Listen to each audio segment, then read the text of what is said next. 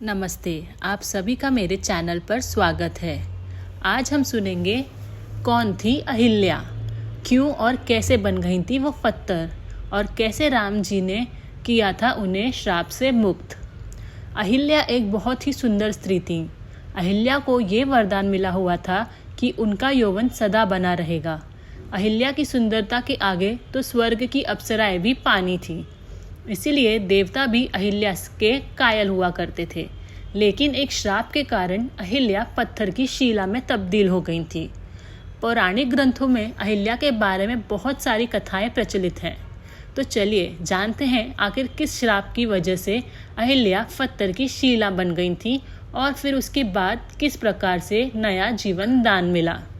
भारतीय पौराणिक कथा संसार के अनुसार अहिल्या की उत्पत्ति ब्रह्मा जी से मानी जाती है, इसीलिए अहिल्या को ब्रह्मा जी की मानस पुत्री भी कहा जाता है। अहिल्या सभी गुणों से परिपूर्ण थी और बहुत ही सुंदर और रूपवती थी। इंद्रदेव भी अहिल्या की खूबसूरती के कायल थे। स्वर्ग के राजा इंद्र अहिल्या के साथ विवाह करना चाहते थे। ब्रह्मा जी ने अहिल्या के विवाह के लिए एक शर्त रखी थी कि जो भी तीनों लोक की परिक्रमा सबसे पहले पूर्ण करेगा, अहिल्या का विवाह उसी के साथ किया जाएगा। गौतम ऋषि और इंद्रदेव के साथ अन्य देवताओं ने भी अहिल्या से विवाह करने के लिए तीनों लोगों की परिक्रमा शुरू की। लेकिन गौतम ऋषि ने परिक्रमा के दौरान एक गर्भवती कामधेनु गाय की परिक्रमा की, जिसके कारण ब्रह्मा जी ने कहा कि कामधेनु गाय तीनों लोक से भी श्रेष्ठ है। इसीलिए ब्रह्मा जी ने अपनी मानस पुत्री अहिल्या का विवाह गौतम ऋषि से करवा दिया। अहिल्या का विवाह गौतम ऋषि से होने पर इंद्रदेव क्रोधित हो गए। एक रात देवराज इंद्र ने मुर्गे का रूप धारण करके ऋषि गौतम के आश्रम के बाहर जाकर बांग देनी शुरू कर दी। उसकी आवाज़ सुनकर गौतम ऋषि को लगा कि सुबह हो गई है और वो प्रतिदिन की तरह अपना कमंडल लेकर गंगा स्नान करने के लिए चल पड़े थे। पीछे से देवराज इंद्र ऋषि गौतम का वेश धारण करके अहिल्या के पास चले जाते हैं और उसके साथ समागम करते हैं। जब ऋषि गौतम गंगा तट पर स्नान करने के लिए पहुंचते हैं तो उन्हें यह आभास होता है कि अभी सुबह हुई ही नहीं है, अवश्य किसी ने उनके साथ छल किया है।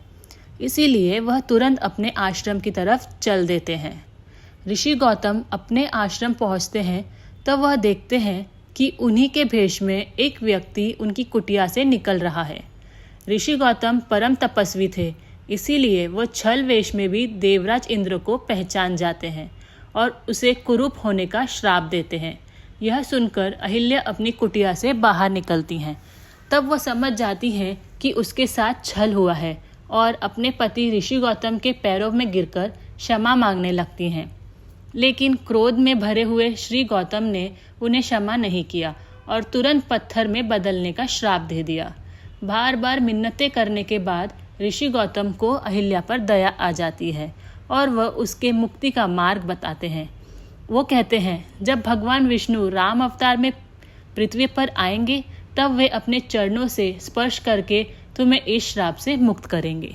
अगर आपको मेरी ये कहानी अच्छी लगी हो तो प्लीज़ मेरे चैनल को सब्सक्राइब करें, शेयर करें, लाइक करें और कमेंट करें। Thank you. राधे राधे।